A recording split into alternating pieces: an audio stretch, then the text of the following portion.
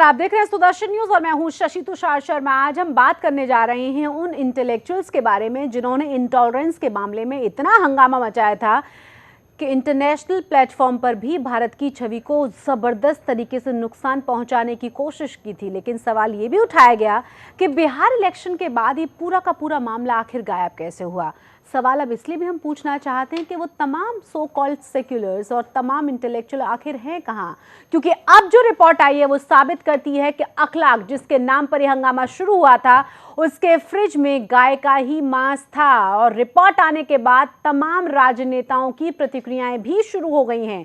सवाल ये भी पूछा जा रहा है कि क्या उत्तर प्रदेश इलेक्शन को देखते हुए तमाम चीजें नजर आने लगी हैं। इन तमाम विषयों पर हम चर्चा करेंगे। हमारे साथ हमारे खास मेहमान भी जुड़ेंगे, लेकिन सबसे पहले इस नई रिपोर्ट को आप देख लीजिए।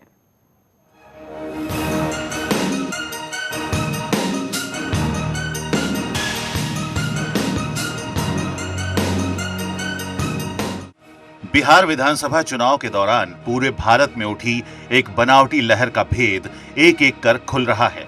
दरअसल उस दौरान देश के कथित बुद्धिजीवियों और साहित्यकारों ने कुरुक्षेत्र सरीखा युद्ध लड़ा। इन लोगों ने इस युद्ध में असहिष्णुता नाम के एक एहसास को दुश्मन दिखाया और कटघरे में केंद्र सरकार को खड़ा कर दिया। बिहार चुनाव के बाद असहिष्णुता और इससे जुड़े मुद्दे गधे के सर से सींग की तरह गायब हो गए। लेकिन असहिष्णुता के नारे के शिकार हुए लोगों और देशवासियों के लिए हालिया वक्त चौंकाने वाले खुलासे कर रहा है। नोएडा के दादरी का अखलाक हत्याकांड भी असहिष्णुता के दौर की एक बड़ी घटना थी। दरअसल दादरी के बिसाहड़ा गांव में सितंबर 2015 में गांव वालों को सूचना मिली कि अखलाक नाम के एक शख्स ने गौवध कर उसके मांस को अपने फ्रिज में रखा है। इससे हिंदू बाहुल्य गांव की धार्मिक भावनाएं भड़क गईं। मंदिर से मुनादी की गई, भीड़ इकट्ठा हुई और अखलाक के घर पर हमला कर दिया, जिसमें उसकी मौत हो गई और परिवार के बाकी लोग बुरी तरह घायल हो गए। लेकिन बाद में यूपी प्रशासन और अखलाक के परिवार की तरफ से दावा किया गया कि मांस दरअसल बकरे का था, ना कि गाय का। इसके बाद कथित बुद्धिजीवियों और नेताओं की फौज अचानक उठ खड़ी हुई और इस हमले की वजह असहिष्णुता को बताया गया। आनन फानन में यूपी सरकार के एक पशु चिकित्सक ने मांस के टुकड़े को बकरी का करार देते हुए सर्टिफिकेट भी जारी कर दिया। उत्तर प्रदेश सरकार ने भी अखलाक के परिवार को भारी मुआवजा दिया और हत्याकांड के आरोपी 17 लोगों को दबोच लिया। लेकिन बाद में विवाद की जड़ यानी मांस के टुकड़ों की पुख्ता जांच की मांग हुई। कुछ रोज पहले तक पूरे मामले की जांच कर रही यूपी पुलिस से जांच रिपोर्ट के बारे में पूछा गया। हैरानी की बात यह है कि जांच अधिकारी डीएसपी अनुराग सिंह ने अपने पास किसी भी ऐसी रिपोर्ट के होने से इनकार कर दिया। साथ ही पुलिस ने कहा कि हम अखलाक के मर्डर की जांच कर रहे हैं, ना कि गोहत्या की। लेकिन जब अदालत के रास्ते एक आरोपी के वकील राम शरण नागर ने कोर्ट से मथुरा लैब की रिपोर्ट मुहैया कराने की गुजारिश की, जिसका सरकारी वकील ने विरोध भी किया, पर अदालत ने यूपी सरकार के वकील के विरोध को दरकिनार करते हुए रिपोर्ट को सार्वजनिक कर दिया। तब सामने आया कि मथुरा लैब में जिस रोज जांच की गई उसी वक्त साफ हो गया था कि मांस दरअसल गाय का ही था, जिसे यूपी पुलिस ने छिपाए रखा। अब यूपी पुलिस के डीजीपी जावेद अहमद ने भी कहा है कि नई लैब रिपोर्ट से साफ हो गया है कि गाय या बछड़े का मांस घर में मौजूद था। तो अब जब ये सब के सामने है कि दादरी के बिसहड़ा गांव में उस रोज गौवध हुआ था, तो हंगामा एक बार फिर खड़ा हो गया है। बीजेपी सांसद योगी आदित्यनाथ ने सभी आरोपियों की रिहाई और मोहम्मद अखलाक की फैमिली को दिए 45 लाख रुपए के मुआवजे और फ्लैट वापस लेने की मांग की है। उधर बिसहड़ा गांव में आरोपियों के परिजनों ने कहा है कि अखलाक के परिवार के खिलाफ गौहत्या का केस दर्ज होना चाहिए। वहीं कांग्रेस का कहना है कि मांस चाहे गाय का हो या बकरी का, दोषी बीजेपी ही है।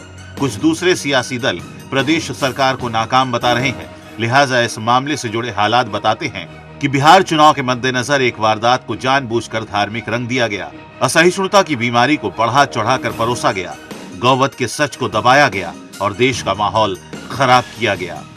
सुदर्शन न्यूज के लिए ब्यूरो रिपोर्ट के साथ सुनील धनखड़।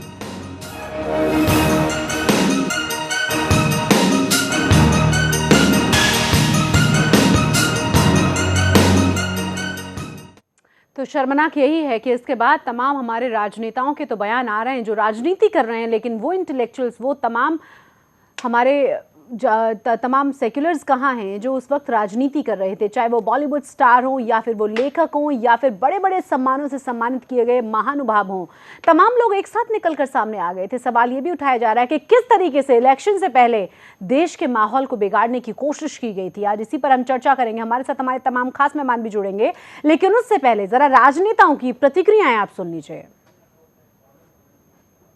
फॉरेंसिक जांच से साबित हो गया है कि उसके घर में बरामद मांस गौवंश का मांस है। उत्तर प्रदेश सरकार से हम इस बात की मांग करेंगे कि उत्तर प्रदेश में गौवध अधिनियम लागू है। इस अधिनियम के अंतर्गत गाय को मारना, गाय को काटना, गाय का मांस परोसना, गाय का मांस खाना अपराध है। इस अपराध के लिए 1 लाख का परिवार दोषी है। इस मामले में कार्रवाई एक तो होनी चाहिए। दूसरा, उस परिवार को जो भी सरकारी सहायता मिली है उन लोगों को सहायता वापस हो जानी चाहिए। तीसरा, जो हिंदू लगभग 19 नौजवान बंद हैं, क्योंकि वे सब निर्दोष नौजवान हैं, उनको वहां से छोड़ा जाना चाहिए। समाजवादी पार्टी की प्रदेश सरकार, देश के विपक्षी दल और मीडिया का वो तबका जिसने हिंदुओं को, इस देश को बदनाम किया था, बदनाम करने की साजिश रची थी, उन लोगों को इस देश से और हिंदू समाज से माफी मांगनी चाहिए। तो डीजीपी का भी बयान आया है कि आखिरकार जो सैंपल था वो कहाँ मिला था। उसके घर पे कोई चीज़ ऐसी नहीं थी जिसके वे कोई आपत्ति करे। फ्रिज में नहीं थी, आपत्ति नहीं कर सकते। इसलिए उस मामले में सबकी नज़र है और सब चाहते हैं कि न्याय मिले उस परिवार को। उस परिवार की हत्या हुई है उसके बीच में। और दुनिया में मैं समझता हूँ बहस उस समय भी छिड़ी थी जब हत्या हुई थी। कौन क्या खाता है, कौन क्या पहनता है, कौन क्या भाषा इस्तेमाल करता है, मैं समझता हूँ इन विवादों से दूर रहना चाहिए। कम से कम हमारा संविधान जो कहता है, कानून जो कहता है, उसके दायरे में रह करके सबको बराबर का हक मिले। ये जिम्मेदारी हमारी, आपकी, सबकी है। मुख्यमंत्री जी कहते हैं कि ये सैंपल लैब में किसने भेजा, कब भेजा, तो ये 2 तरह के पक्ष जब आ रहे हैं तो मैं समझता हूं कि न्यायालय में मामला जाएगा और न्यायालय इसका निर्णय लेगा और वहीं से तय होगा। लेकिन ये वास्तव में जांच का विषय है कि 2 जगह से कैसे जांच कराई गई। एक जगह जांच अगर हो रही थी तो दूसरी जगह जांच कराने की कौन सी आवश्यकता थी। अगर 2 जगह सैंपल भेजे गए थे तो पहले ही इसका क्यों नहीं खुलासा किया गया। उत्तर प्रदेश सरकार ने एक आपराधिक षड्यंत्र किया है, एक आपराधिक लापरवाही भी की है। पिछले 6 महीने से ये रिपोर्ट आ चुकी है, लेकिन वो इस रिपोर्ट को दबाकर बैठे थे। हम जुडिशरी का धन्यवाद करते हैं कि उनके कारण से ये रिपोर्ट सामने आ सकी और ये जाहिर हो गया कि जो मांस था वो केवल गौ मांस था, जबकि गौ मांस को रखना, गाय की हत्या करना और गौ मांस को खाना, ये तीनों के तीनों उत्तर प्रदेश में अपराध हैं।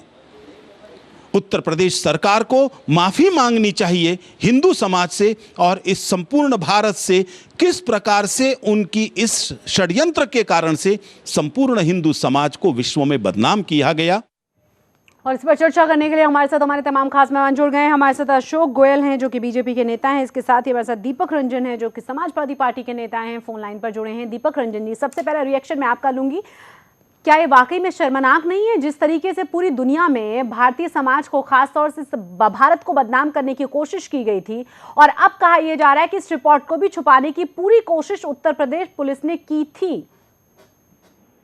देखिए, पहले ही जब ये फॉरेंसिक लैब में इसकी जांच के लिए पहली बार भी चला गया था, तब ये फॉरेंसिक लैब में ये जांच लेके आया था, उसमें समाजवादी, यहाँ उत्तर प्रदेश की पुलिस का उसमें कोई ऐसा रोल नहीं था, क्योंकि जांच की जो रिपोर्ट आई है उस हिसाब से जो है, ये ठीक है कि जो रिपोर्ट आई है हम उसको मानते हैं, लेकिन हमने जो मुआवजा दिया, हमने जो उसको फ्लैट दिया, समाजवादी सरकार ने जो उसको फ्लैट दिया, वो उसकी हत्या पे दिया, उनकी मौत के बाद दिया। अब ये निश्चित रूप से दीपक रंजन जी, लेकिन सवाल तो आपसे ये पूछा जाएगा ना कि इस तरह की तो बहुत सारी हत्याएं प्रदेश में होती हैं, क्या उन तमाम लोगों से आपके राजनेता मिलने भी पहुंचते हैं या सिर्फ आपने धर्म के नाम पर, क्योंकि इस तरह की राजनीति यहाँ पे हुई, पूरी दुनिया में ये मुद्दा उछाला गया और आपने बड़ा सा मुआवजा उनको दे दिया? देखिए, इसको धर्म और जात से, कुछ ऐसी पार्टियां हैं जो ऊंची राजनीति करती हैं, इसको धर्म से, जात से सबसे ज्यादा आपकी पार्टी करती है। बिल्कुल नहीं करती है हमारी पार्टी। हाँ, ये नहीं करती है तो ये जो सारा मुद्दा है, ये सारा मुद्दा केवल तुष्टीकरण से संबंधित है। एक वर्ग की भावनाएं जो हैं वो भड़कती हैं। और नहीं, मेरी बात सुनिए आप, अगर सुनना चाहें तो, नहीं तो नहीं। भावनाएं जो भड़कती हैं, गौ को हम माता मानते हैं, गाय के प्रति हिंदू धर्म के लोगों की आस्था है, और उसमें जब कभी ये समाचार मिलता है कि गाय के बछड़े को काटा गया है और उसका जो है मांस खाया जा रहा है, तो निश्चित रूप से कुछ लोगों की भावनाएं भड़केंगी। उसके बाद जो घटना घटी, वो प्रतिक्रिया थी, वो गलत थी। किस तरह की घटना नहीं घटनी चाहिए, किसी को भी कानून हाथ में लेकर किसी की हत्या का हक नहीं है। ठीक है, लेकिन जिस तरीके से आप सही कह रहे हैं, लेकिन जिस तरीके से राजनीति उसके बाद हुई। लेकिन ये बात देखनी होगी कि वो चीख चीख कर गांव वाले कहते रहे, पुलिस को बराबर कहते रहे, आज तक कहते रहे, लेकिन आज तक ये रिपोर्ट दर्ज नहीं की गई कि ये गौ का मांस था, इसको किस तरीके से माना जाए, जो जुर्म हुआ वो कैसे हुआ। गाय काटना, गाय का मांस रखना, गाय के प्रति इस तरह की भावना रखना पूरी तरीके से उत्तर प्रदेश में प्रतिबंधित है। सरकार समाजवादी पार्टी की है, लेकिन अगर समाजवादी पार्टी केवल तुष्टीकरण की नीति या वोट की नीति के अंतर्गत एक ही वर्ग के लोगों को हमेशा कहीं ना कहीं डिफेंड करने का काम करेगी तो ये गलत है। समाज में रहने वाला हर प्राणी, हर जाति का, हर धर्म का, हर वर्ग का लोग सरकार के संरक्षण में होना चाहिए। दीपक रंजन का जवाब, वो संरक्षण उनको नहीं मिला।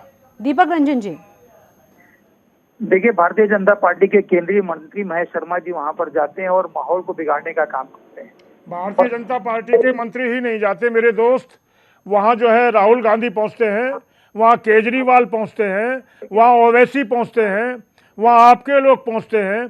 कहीं ना कहीं इस तरह की बात कहना, महेश जी का तो चूंकि क्षेत्र था, गए ठीक है, समझे नहीं, और महेश जी ने संतुलित जो है उस समय जो है बातें रखी। मेरा ये कहना है जवाब ले लेते हैं। हाँ, दीपक रंजन जी, दीपक जी जवाब दें, अभी आप बात पूरी करें। मैं ये कहता, जिस तरीके से वहाँ पे भारतीय जनता पार्टी के केंद्रीय मंत्री महेश शर्मा जी वहाँ पर पहुंचे थे और माहौल को बिगाड़ने का काम किया था, तो निश्चित रूप से उन्होंने, भारतीय जनता पार्टी का काम है ओछी राजनीति करना, वहाँ पे दीपक रंजन जी, माना कि तमाम राजनेता और तमाम राजनीतिक पार्टियां उस पूरे मामले पर राजनीति कर रही थी, लेकिन मेरा सवाल ये है कि समाजवादी पार्टी कौन सी कम राजनीति कर रही थी।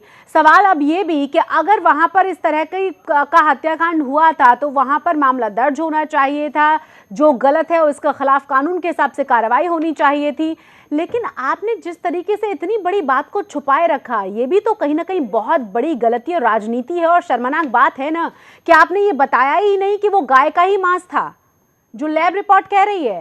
बार बार मांगने के बावजूद रिपोर्ट्स आपने सामने नहीं रखी। मैं दीपक जी जवाब लूंगी आपसे, एक छोटे से ब्रेक लिए मुझे रुकना होगा। ब्रेक के बाद भी आप बने रहिए हमारे साथ, क्योंकि इसके बाद जेपी जायसवाल भी, जो कि कांग्रेस के नेता हैं, फोन लाइन पर हमारे साथ जुड़ेंगे। कुछ देर के लिए मुझे रुकना होगा यहाँ पर।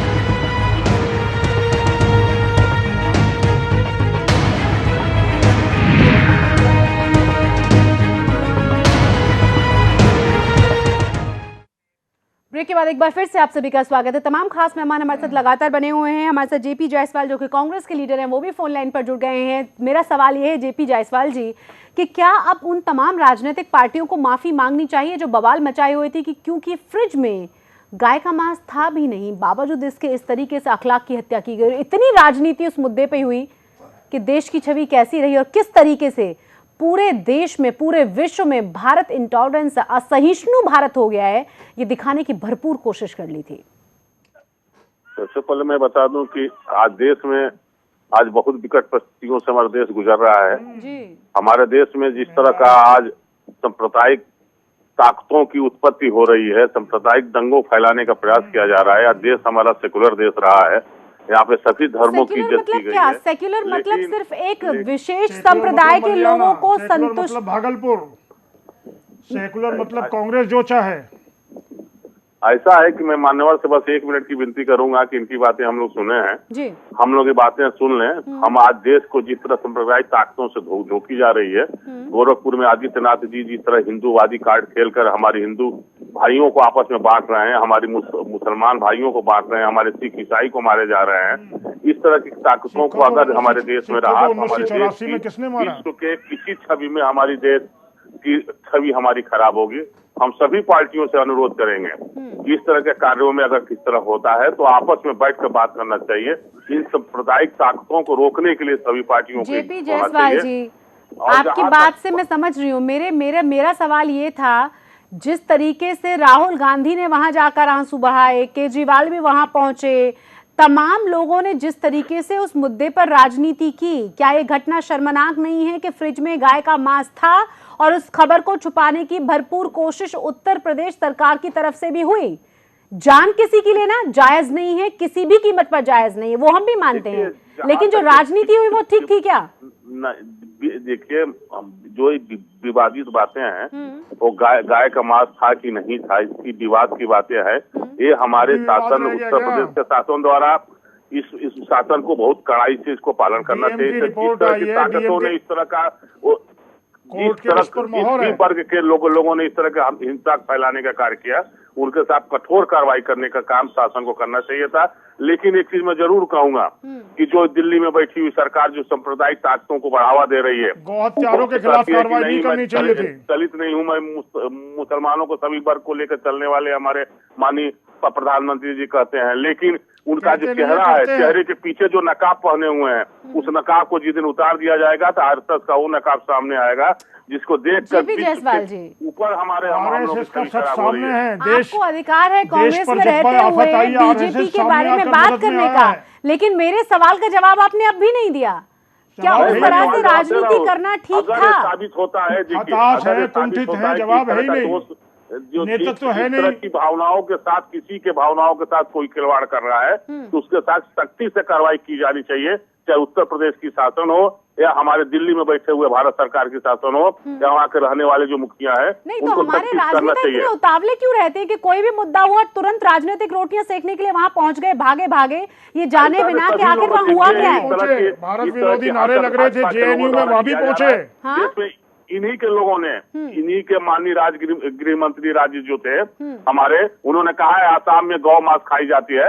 आसाम के इनके भाजपा के नेताओं ने कहा कि यहाँ गौ मांस खाई जाती है। वहाँ पर तो कहते हैं कि कानून का पालन होना चाहिए, जबकि नहीं, आप कानून के पालन की बात करते हैं। उत्तर प्रदेश में जबकि गाय मांस खाना प्रतिबंधित है, बैंड है वो, तो कानून का पालन के हिसाब से भी मत खाइए फिर उसको। आपको शासन, कोई भी शासन हो, अगर प्रतिबंधित चीज को किसी के तरह का उपयोग किसी द्वारा किया जा रहा है तो उसको ज्यादा सख्ती से, कानूनता सख्ती से उसका पालन कराना चाहिए। रिपोर्ट भी दर्ज नहीं हुई जायसवाल जी, आपको शायद जानकारी नहीं है, समाजवादी पार्टी की सरकार ने आज तक रिपोर्ट नहीं दर्ज करने दी। गाँव वाले सब जगह गए, मैंने आज पूरी तरीके से इसका अध्ययन किया, सब जगह गए, हर स्तर पर गए, लेकिन वो गौ मांस था, गौ हत्यारों के खिलाफ कार्रवाई है, वो रिपोर्ट भी दर्ज नहीं हुई। पश्चिमी उत्तर प्रदेश में एक हिंसा के दौर में ले जाने का प्रयास कर रहे हैं। नहीं, पश्चिमी उत्तर प्रदेश में हिंसा के लिए भी कौन जिम्मेवार था? पश्चिमी उत्तर प्रदेश में जो बड़ा नुकसान हुआ दोनों वर्गों का, उसके लिए कौन जिम्मेवार था, ये भी आपको पता होगा।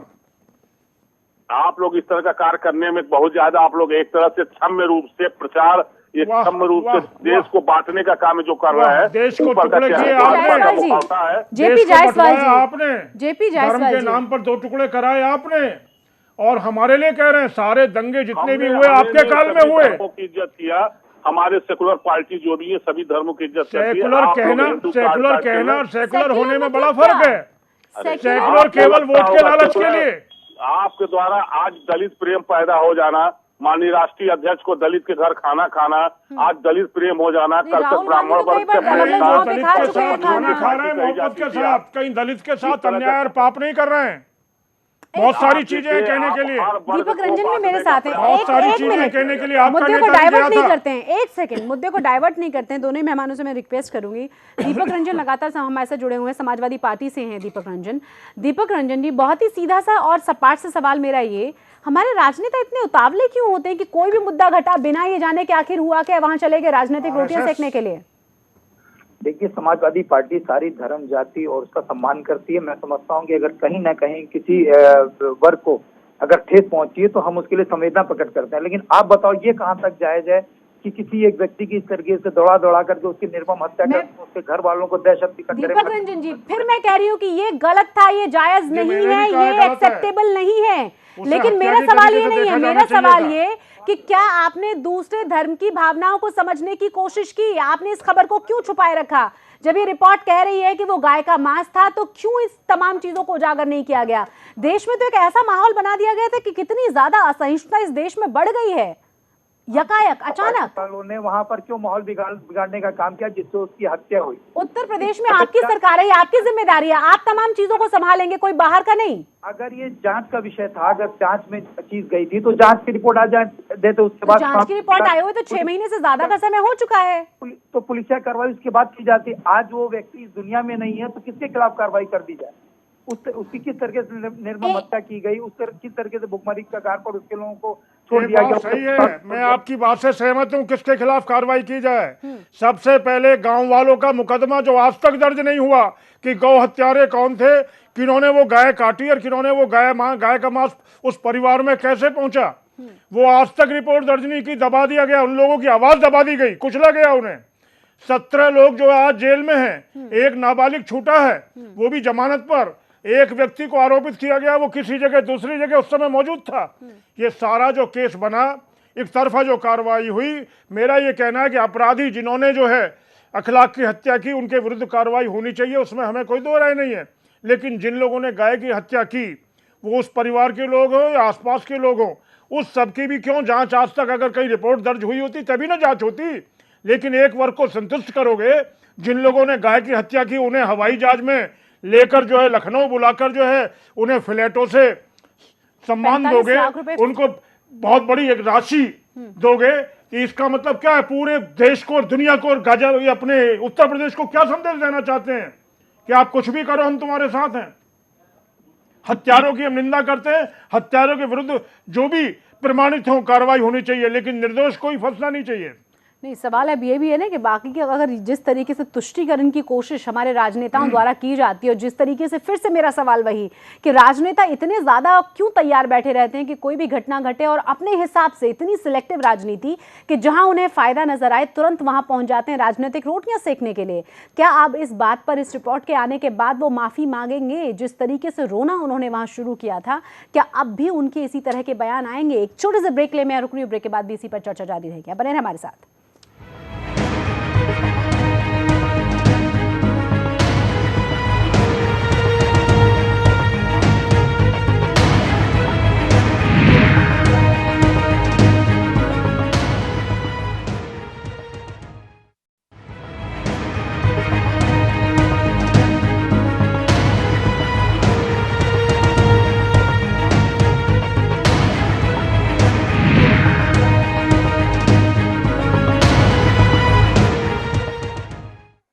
के बाद एक बार फिर से आप सभी का स्वागत है। आज हम बात करें कि किस तरीके से अखलाक सच के सामने आने के बाद तमाम राजनेता अलग अलग तरह की प्रतिक्रियाएं तो दे रहे हैं, लेकिन जिस तरीके का माहौल बनाने की कोशिश उस वक्त में की गई थी, वहां से कोई जवाब देने वाला नहीं है और ना ही वहां से अभी तक कोई बयान आया है। मैं बात कर रही हूँ उन तमाम सेक्युलर्स की और साथ ही साथ उन तमाम इंटेलेक्चुअल्स की जिन्होंने अपने अवार्ड्स वापस किए थे और कहा था कि देश में असहिष्णुता बढ़ गई है। सवाल अब ये भी कि बॉलीवुड से भी बड़ी आवाजें आई थी कि असहिष्णुता इस देश में बढ़ती जा रही है, लेकिन क्या इस सच के सामने आने के बाद इन लोगों को सामने आकर मानना चाहिए कि गलती इनसे भी हुई थी? सवाल ये भी कि हमारे राजनेता इतने ज्यादा उतावले क्यों बैठे रहते हैं सिलेक्टिव राजनीति करने के लिए कि जहां उन्हें फायदा होगा वहां तुरंत पहुंचेंगे और किसी भी तरीके से राजनीतिक रोटियां सेकेंगे। हमारे साथ हमारे तमाम खास मेहमान बने हुए हैं। हमारे साथ अशोक गोयल हैं जो बहुत देर से इंतजार कर रहे हैं। अशोक जी, सबसे बड़ा सवाल ये भी कि अभी तक आप लोगों की तरफ से रिपोर्ट्स क्यों नहीं मांगी गई थी? आरोप आप पर ये भी लग रहे हैं, इलेक्शन बहुत पास है ना यूपी में, तैयारी उसी की कर रहे हैं। देखिए, ये केस न्यायालय में चल रहा है जी। न्यायालय में वकीलों ने ये मांग की कि भाई ये रिपोर्ट जो है वास्तव में वहाँ गौमांस था कि नहीं था, चूंकि ये मसला भीड़ का है, अनियंत्रित भीड़, साफ स्पष्ट है कि अनियंत्रित भीड़ ने वो हत्या की। हत्या की कोई वकालत नहीं कर सकता, हत्या बिल्कुल एक जालिमाना काम है, वो गलत हुआ। लेकिन जिस तरीके से भावनाओं को भड़काया भड़कने गया। के बाद में भावनाओं को जिस तरीके से वो Encash बहके किया गया। उसकी वजह से उस केस के सारे सर्कमस्टांसेस बदल गए। जिन लोगों ने ये कोशिश की कि इसे हिंदू मुस्लिम का रंग दे दिया जाए, इसको सांप्रदायिक रंग दे दिया जाए और बिहार के चुनाव में इसका फायदा उठाया जाए, चाहे बंबई के फिल्मकार हों, चाहे साहित्यकार हों, ऐसे लोग जो विपक्ष से पूरी तरीके से लाभान्वित थे, उन लोगों ने एक रोज रोज जो है मेडल वापसी का एक नाटक नौटंकी की। किसी ने जो है जो लाभ कमाया, उससे जो पैसा मिला वो वापस नहीं किया, केवल मेडल वापस किया। मेरा ये मानना है कि वो एक वातावरण बिहार के चुनाव में, इस वातावरण अखलाक के इस दादरी दादरी दादरी दादरी बिहार के हर क्षेत्र में दादरी को लेकर चुनाव हुआ और बड़ी संख्या में वहाँ बांग्लादेशी भी और वैसे भी मुस्लिम समाज हैं, अल्पसंख्यक समाज हैं, उनकी भावनाओं को भी भड़काया गया। वो लोग नहीं है, वो लोग सब लोग ऐसे नहीं है कि वो सब लोग इस तरह की बात समझें, लेकिन फिर भी उनको भड़काया गया और ये लगा कि वास्तव में कोई बहुत बड़ा ऐसा जुर्म हुआ है जो धर्म के नाम पर किसी की हत्या की गई है। ये हत्या गौ हमारी जिसको हम माँ मानते हैं, केवल और केवल गौ माता के साथ में ये लगा कि गाय के बछड़े का वहाँ कत्ल हुआ है, उसका मांस खाया गया, उसका मांस उनके मकान के अंदर है। ये बात फैलने के बाद ये जो बात आई सामने और वो बात आज प्रमाणित हुई कि वो बात सही थी। जिन लोगों ने हत्या की उन पर हत्या का केस चले वो अलग बात है, वो हत्या इरादतन थी नहीं थी ये सारा कोर्ट तय करेगा, इसमें हमें कुछ नहीं कहना है। हमारा सिर्फ इतना कहना है कि वो लोग कहाँ हैं, वो लोग कहाँ हैं जो लोग जो है जिस तरह का वातावरण जो बना दिया देश के अंदर सांप्रदायिक वातावरण। और आज जब अखिलेश जी ये कह रहे हैं, मुझे बड़ा दुख होता है कि वो मांस जो है वो बाहर से सड़क से मिला था। अरे भाई सड़क से मिला था तो तुम्हारे डिप्टी सीएमओ ने जो मुख्य पशु चिकित्सा अधिकारी है उप मुख्य, उन्होंने भेजा उसको जांच के लिए। क्यों भेजा भाई, वो सड़क का मांस था। तो कैसी बातें कह रहे हैं। अभी भी तुष्टीकरण की नीति गलत है। दीपक रंजन इसका जवाब देंगे। दीपक रंजन जी, हेलो, आपने सवाल सुना? देखिए, सबसे पहले तो मैं अपने काबिल भाई से पूछना चाहता हूँ कि अभी इनको इस टाइम साहित्यकारों के ऊपर उंगली उठाने का कोई हमने कोई उंगली नहीं उठाई है, जो हुआ वो बताया। एक सेकंड, उंगली उठाने का पूरा अधिकार है। अगर इस देश की छवि को खराब करने की कोई कोशिश करेगा, चाहे वो साहित्यकार है, चाहे वो कोई राजनेता है, वो भी गलत खबरों के लिए, तो वो गलत है। कोई भी घटना इस देश में हो रही है उस देश में चर्चा करने का आपका अधिकार है, लेकिन इंटरनेशनल प्लेटफॉर्म पे छवि खराब करने का अधिकार किसी ने नहीं आपको दिया। मेरे दोस्त ये मैं कह रही हूँ। मेरे दोस्त मैं सुन लेती हूँ दीपक जी आपको। पहले जी अपनी बात पूरी करें आप। आसाम इनके मंत्री क्यों कहते हैं, केंद्रीय राजनेता क्या कहते हैं वो आप लोग देखिए, आप लोग समझिए। बीइंग अ जर्नलिस्ट, बीइंग इस देश का सिटीजन, मेरा अधिकार है और मैं पूछूंगी। पूरी दुनिया में इस देश की छवि करने का अधिकार किसी को नहीं दिया गया, वो भी गलत खबरों पे। इनको पूरा राइट है किसी तरीके से पूरे मास में आकर के किसी के घर में घुस करके, वो आपको अधिकार है, आप पूछिए सवाल। राइट नहीं है। हम उस घटना की आलोचना कर रहे हैं। हम बार बार ये कह रहे हैं कि वो जो मोब था, वो जो भीड़ थी, वो अनियंत्रित थी, उसकी भावनाएं भड़की हुई थी और उस भावनाओं के भड़के में जो उन्होंने किया वो कुकृत्य था। उस कृत्य की कोई तारीफ नहीं कर रहा है। अगर समाजवादी पार्टी पक्षपात की राजनीति कर रही होती तो वो भी जांच में है, रिपोर्ट में है कि वो मार्ग भाव का था या जिसका भी था, वो यहाँ से नहीं भेजा गया होता उसको जांच रिपोर्ट के लिए। दीपक रंजन जी, अगर पक्षपात नहीं हो रहा होता तो ये बात बहुत पहले ही दुनिया के सामने आ चुकी होती कि इस देश की छवि को खराब करने की कोशिश थी। मांस सचमुच गाय का ही था। देखिए, इनके केंद्रीय राज्य मंत्री वहां पर आते हैं, महेश शर्मा जी, और माहौल वहीं पर वही बिगाड़ने का काम करते हैं। जिस तरीके का उनका बयान था, वो बयान दीपक रंजन जी, महेश जी हत्या के बाद गए या पहले गए? हत्या के बाद गए, उसके बाद वही मेरा पूछना। हत्या के बाद तो राहुल गांधी भी पहुंचे, केजरीवाल भी पहुंचे, ओवैसी भी पहुंचे और भी पहुंचे। उनका क्षेत्र था, उनका भी जाना स्वाभाविक था। उन्होंने भी बयान संतुलित दिया, इसको दुर्भाग्य बताया। उन्होंने भी दुर्भाग्य बताया। उन्होंने ये नहीं कहा कि जो कुछ हुआ ठीक हुआ। तो आप इस चीज को भी मानो ना कि जो भी हुआ वो अच्छा नहीं हुआ। मान रहे हैं ना, हम तो बिल्कुल मान रहे हैं कि हमको मतलब जो है ये बात पर आपत्ति है कि कुछ नियंत्रित भीड़ को कानून हाथ में नहीं लेना चाहिए था, लेकिन उस भीड़ की जो भावनाएं भड़की थी उससे पहले जो कानून का क्या नाम उल्लंघन हुआ था। प्रदेश में जब गौ हत्या निषेध है तो गौ उसमें काटी गई और वो फ्रिज के अंदर मांस और बाहर मांस वो सारा मिला, लोगों में अफवाह फैली, लोगों की जांच, वो बाद में जांच में अब साबित हो गया कि वो गौ मांस था। तो उसके बाद तो रिपोर्ट दर्ज होकर उनके विरुद्ध कार्रवाई होनी चाहिए बड़े जिन लोगों ने वो किया। अब दीपक रंजन जी का जवाब ले लेते हैं। बड़े अदब और सम्मान के साथ मैं अपने बड़े भाई से पूछना चाहता हूँ कि आपके केंद्रीय गृह राज्य मंत्री ऐसा बयान क्यों देते हैं कि हम गौ मांस खाते हैं और हम खाते रहेंगे? देखिए, अलग अलग क्षेत्र में अलग अलग परंपरा है। आसाम में गौमांस पर बैन नहीं होगा, दीपक रंजन जी। यहाँ बैन है। मैं उत्तर प्रदेश की बात कर रहा हूँ, दीपक रंजन जी, आप उसको मत पकड़िए बात को। एक चीज आप मान लीजिए, जिस आपके राज्य में इस पे प्रतिबंध है, आप इसको मानेंगे क्योंकि प्रतिबंध लगा हुआ है।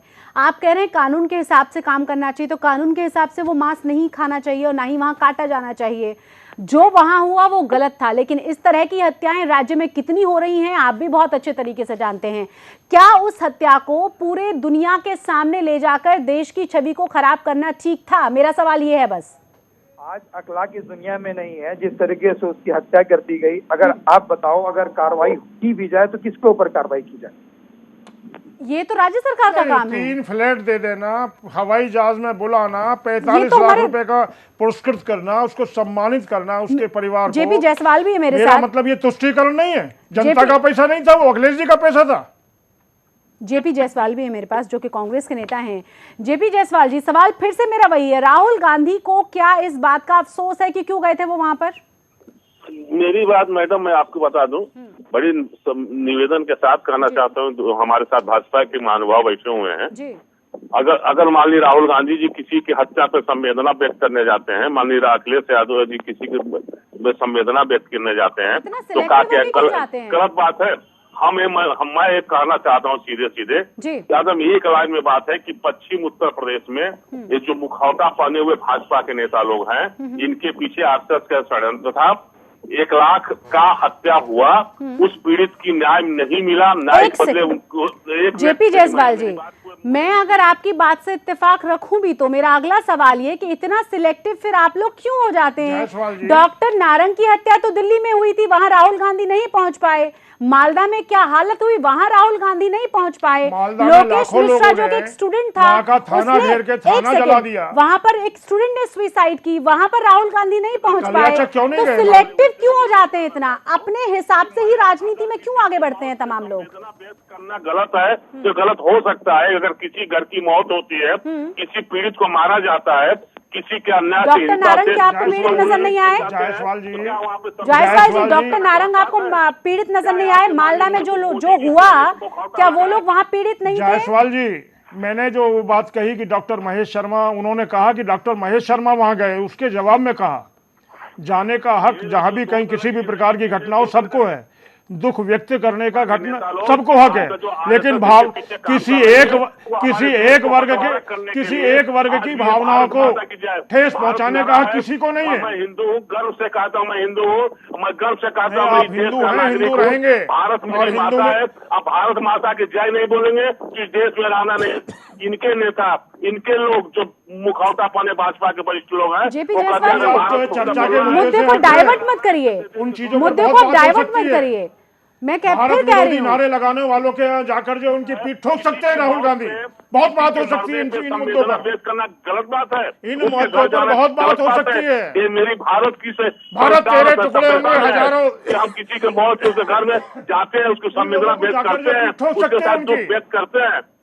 ये हमारी भारत की संस्कार है, हमारी भारत की सभ्यता है, हमारे देश की सभ्यता है। कहना है कि भारत देश और अपनी गोरखपुर में जोगी जी को लगाए हैं, पश्चिम में साक्षी महाराज को लगाए हैं, संजय बालियान को लगाए हैं, महेश शर्मा को लगाए हैं, इस तरह के लोगों की टीम बना के। आपको क्या परेशानी है? का काम करते अगर पार्टी के पास वरिष्ठ योग्य कार्यकर्ता हैं, तो आपको क्या परेशानी है?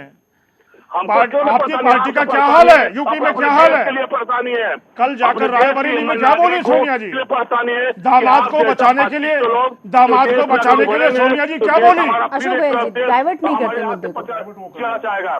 आप लोग जैसे फासिस्ट लोग जो आरएसएस का चेहरा पाने घूम रहे हैं, जो हमारे देश के बच्चों को बांट रहे हैं, अपने शब्दों पर ध्यान दीजिए। देश के लुटेरे आप हैं, इस देश को जो है नुकसान पहुंचाने वाले आप हैं, मुद्दे को डाइवर्ट कर रहे हैं, ले जाने वाले आप हैं। जनता ने आपको निर्णय दे दिया है, आप रसातल में पहुंच रहे हैं। सीपीएम कह रही है, सीपीएम की सुनी कि हम कांग्रेस के साथ में लड़े इसलिए हारे।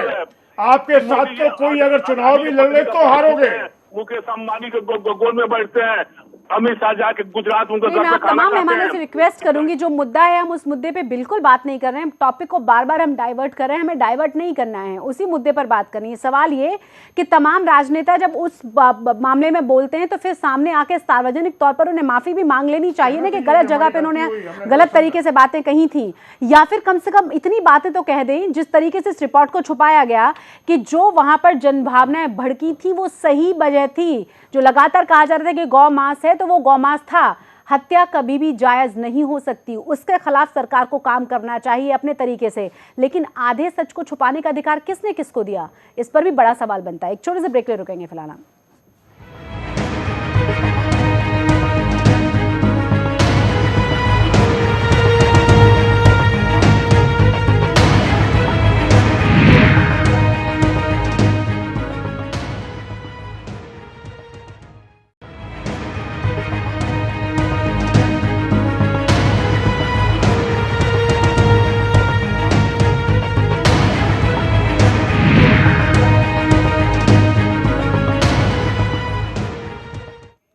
और चलिए अब हम आपको दिखाते हैं कि विपक्ष ने किस तरह की इस पूरे मामले पर अपनी प्रतिक्रिया दी है।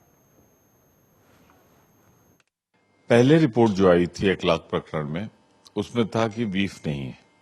अब रिपोर्ट आई बीफ है, तो किस रिपोर्ट पर भरोसा किया जाए? हमें प्रतीक्षा करनी चाहिए। हो सकता है कि इन दोनों रिपोर्ट के अंतर के बाद कोई तीसरी रिपोर्ट की प्रतीक्षा की जाए। पर एक बात साफ है कि भारतीय जनता पार्टी ने जिस विभत्स ढंग से भीड़ इकट्ठा करके, चार्ज करके, घर में घुसकर हत्या की थी, वो निस्संदेह सांप्रदायिकता फैलाने वाला, और उस समय बिहार चुनाव चल रहे थे, उसको प्रभावित करने के लिए सांप्रदायिकता बढ़ाई गई थी। गाय का मांस था ही तो उस पर मुकदमा चल सकता था, उसको गिरफ्तार किया जा सकता था, लेकिन किसी इबादत गाह से, किसी पूजा स्थल से माइक से ऐलान करके उस पर हमला करना और उसका कत्ल करना, ये इसकी तो कानून इजाज़त नहीं देता है। बीफ था, मटन था, चिकन था, फिश था, ये महत्वपूर्ण मसला नहीं है। क्या भीड़ तंत्र इस मुल्क में ये तय करेगी कि किसको क्या खाना चाहिए, किसको क्या पहनना चाहिए? ये मुझे तो लगता है कि ये फॉरेंसिक रिपोर्ट, इस पर चर्चा अपने आप में हमें शर्मिंदा करती है। किस प्रकार का मुल्क हम बनते जा रहे हैं। ये बहुत ही गंभीर घटना है, और मुझे समझ में नहीं आती कि देश के प्रधानमंत्री सिलिकॉन वैली में जाते हैं, वहां पे बड़ी बड़ी कंपनियों को हिंदुस्तान में इन्वेस्ट करने के ऑफर देते हैं, और दिल्ली के अंदर उनके कार्यालय से चंद किलोमीटर की दूरी पर बीजेपी, उनकी अपनी ही पार्टी के लोग, वो गोमांस के मसले पर एक व्यक्ति की हत्या हो जाती है और उसको जस्टिफाई करने की कोशिश करते हैं, साथ ही साथ वहां महापंचायत करने की बात करते हैं, जो लोग पकड़े गए हैं उनको रिहा कराने की बात करते हैं। ये किस तरीके का देश नरेंद्र मोदी जी इस देश के अंदर लाना चाहते हैं, और उनके अपने कैबिनेट मिनिस्टर उसको जस्टिफाई करते हैं। ये शर्मनाक घटना है, देश के माथे पर एक कलंक है। शर्मनाक तो है ही, और देश के माथे पर कलंक भी है, और कलंक ये भी है कि इन तमाम राजनेता जिस तरीके से अभी भी बाज नहीं आ रहे हैं, कहीं ना कहीं अपने आप को जस्टिफाई करने की कोशिश कर रहे हैं। अब बीजेपी की तरफ से क्या कहा गया है, जरा ये भी सुनिए। बेसहारा दादरी की घटना ने एक बार पुनः साबित कर दिया है कि सत्य परेशान हो सकता है, पराजित नहीं।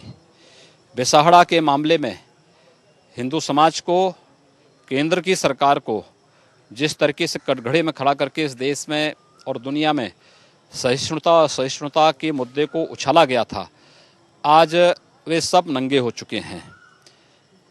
इस देश में विपक्ष और प्रदेश में समाजवादी पार्टी वोट बैंक के लिए किस हद तक गिर करके कार्य कर रही है, विसाड़ा की घटना इसका एक और उदाहरण है। देखिए, ये कानून व्यवस्था का मामला है और मैं समझता हूँ प्रदेश सरकार को इसमें संज्ञान लेना चाहिए। उस वक्त भी हमने यही कहा था, ये एक कोई ऐसा माहौल नहीं है, लेकिन कानून व्यवस्था का विषय था, उस पर प्रदेश सरकार को उचित संज्ञान उस वक्त भी लेना चाहिए। तो आज भी हमारा यही कहना है कि कानून व्यवस्था के मामले पर प्रदेश सरकार एक संज्ञान ले। लेकिन हमने उस वक्त भी कहा था कि इस विषय को राजनीति ना बनाए, और हमने तभी भी ये कहा था कि मेरे क्षेत्र का विषय था, मैं वहाँ गया, लेकिन मैंने ये सवाल पूछा था कि बाकी लोग वहाँ किस लिए गए थे, अरविंद केजरीवाल जी वहाँ किस लिए गए थे, राहुल गांधी जी वहाँ किस लिए गए थे, या ओवैसी साहब और वृंदा कारंत जी बताएं वो किस लिए गए थे। दादरी का मुद्दा सिर्फ ये नहीं था कि बीफ कंज्यूम हो रहा है या नहीं हो रहा है, मुद्दा ये था कि किस ढंग से हिंसा और किस ढंग से लोगों ने एक दूसरे की हत्या करते हुए यूपी में एक लॉ एंड ऑर्डर सिचुएशन पैदा किया। यूपी की सरकार ने कोई प्रिकॉशन नहीं लिया और सिचुएशन आउट ऑफ हैंड गया।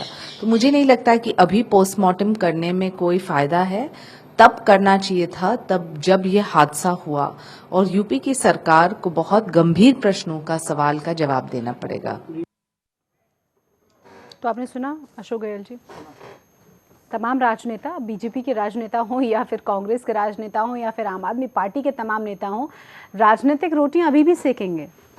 देखिए जो हालात बने हैं, जो सच सामने आया है जी, भारतीय जनता पार्टी के नेताओं ने तो सिर्फ इतना कहा है कि अब कम से कम जो है उन लोगों को ये सोचना चाहिए जिन लोगों ने जो है एक समाज को या एक सरकार को बदनाम करने की कोशिश की, अंतर्राष्ट्रीय जगत पर भारत की छवि खराब की, उन लोगों को सोचना चाहिए। लेकिन दूसरे लोग अभी भी बाज नहीं आ रहे हैं राजनीति करने से। मैं पूछना चाहता हूं उन लोगों से कि भाई ये जो माहौल है सारा जी, इसको जिस तरीके से आपने बिगाड़ा और देश में एक ऐसा नया कार्यक्रम चला जो आपसे पहले नहीं सुना गया था, बड़े नियोजित ढंग से एक के बाद एक के बाद एक के बाद एक अपनी सुविधाएं वापस नहीं की, अपना जो कुछ उन्होंने लिया सरकार से वो वापस नहीं किया, केवल मेडल वापस करने की जो नौटंकी चली, वो सारा एक वातावरण बिहार के चुनाव से बाद में क्यों खत्म हो गया, बिहार के चुनाव से क्यों पहले जारी रहा। बिहार में एक वातावरण बना के उन्होंने एक वर्ग के वोटों को केंद्रित कर लिया, सफलता प्राप्त कर ली। बहुत बड़ा नुकसान हमारी पार्टी को उस बिहार के चुनाव में झेलना पड़ा एक दो मुद्दों को लेकर, जिसमें सबसे बड़ा मुद्दा ये दादरी का बन गया था। हर भाषण में हर जगह इन्होंने दादरी में ऐसा किया, इन्होंने दादरी में ऐसा। अरे भाई अगर कहीं समाज में लोग रहते हैं, हिंदू भी रहते हैं, मुस्लिम भी रहते हैं, अगर कहीं मुस्लिम की भावना अगर भड़के तो मुस्लिम के समाज के लोग भी गलत कोई गलत एक्शन ले लेते हैं। कहीं अगर जो है हिंदू की भावना भड़के तो वहाँ के रहने वाले वो लोग भी गलत एक्शन ले लेते हैं। तो ये एक्शन गलत था, लेकिन भावना जिस कारण से भड़की उसके खिलाफ मैं तो सिर्फ ये पूछना चाहता हूँ समाजवादी पार्टी की सरकार से कि जब वो चीख चीख के कह रहे कि इसमें गाय का मांस था और इसकी रिपोर्ट हमारी दर्ज करो, लिखित रिपोर्ट दे रहे हैं, तो वो आज तक दर्ज क्यों नहीं हुई। मेरा तो सीधा सीधा सवाल है कि केवल एक वर्ग को खुश करने के लिए तुष्टीकरण की नीति, चाहे वो सीपीएम हो, चाहे वो कांग्रेस के लोग हों, चाहे केजरीवाल जी पहुंच जाए, चाहे जो है समाजवादी पार्टी तो बाकायदा ठप्पा लगाए हुए अपने ऊपर आतंकी संगठनों को जो है वो इसी तुष्टीकरण के लिए क्षमादान दे देती है, उनको सिमी को आतंकवादी संगठन न बता के देशभक्त संगठन बताती है। आजमगढ़ में जाके ये लोग सिजदा करते हैं। हमारा ये कहना है कि भारतीय जनता पार्टी राष्ट्रवाद की नीति पर कायम है। हिंदू या मुसलमान सबके लिए बराबर न्याय और बराबर। हाँ, बहुत बहुत शुक्रिया आपका हमारे साथ जुड़ने के लिए और तमाम मेहमानों का भी जो हमारे साथ फोन लाइन पर जुड़े हुए थे। सवाल फिर से वही है कि क्या इस तरीके के मुद्दों पर इस तरह से राजनीति होनी चाहिए, और सच सबके सामने तभी क्यों नहीं आया है, जबकि बहुत दिनों से ये फाइल इंतजार कर रही थी कि इसे बाहर लाया जाए। और सवाल ये भी कि बार बार पूछे जाने के बावजूद भी किस तरीके से सरकार के प्रेशर में पुलिस इन तमाम रिपोर्ट्स को छुपाने की कोशिश में जुटी हुई थी। सवाल उन तमाम लोगों से भी जो तुरंत फुरत राजनीति के चक्कर में अपनी राजनीतिक रोटियां सेकने के लिए किसी भी हद तक सिलेक्टिव राजनीति करने के लिए तैयार हो जाते हैं। इसी के साथ हमारी इस खास पेशकश में फिलहाल इतना ही। जय हिंद।